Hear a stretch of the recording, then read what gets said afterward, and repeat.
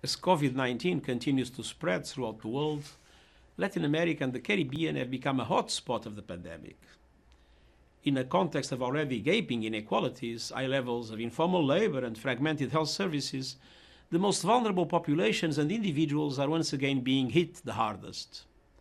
Women, who make up the majority of the workforce in economic sectors being most affected, now must also bear the brunt of additional caregiving.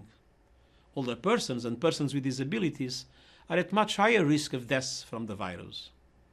Indigenous peoples and people of African descent, as well as migrants and refugees, are also suffering disproportionately as vulnerability multiplies. We must do everything possible to limit the spread of the virus and tackle the health effects of the pandemic. But we must also address the unprecedented social and economic impacts. The policy brief we are releasing today underlines an array of urgent and longer-term steps to recover better.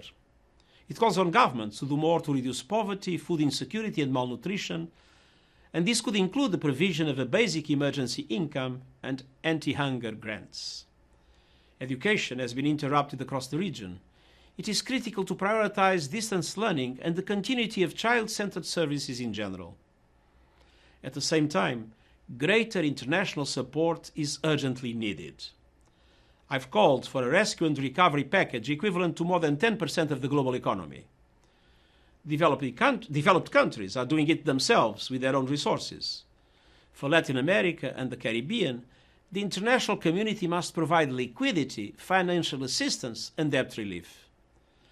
Latin American and Caribbean countries, and in particular small island developing states, should not be excluded from global assistance. The international multilateral response needs to be extended to middle-income countries. We must also tackle the broader structural challenges. Building back better requires transforming the development model of Latin America and the Caribbean. In a region where inequality has become untenable, it means developing comprehensive welfare systems that are accessible to all. It means creating a fair taxation system, promoting decent jobs, strengthening environmental sustainability, and reinforcing social protection mechanisms.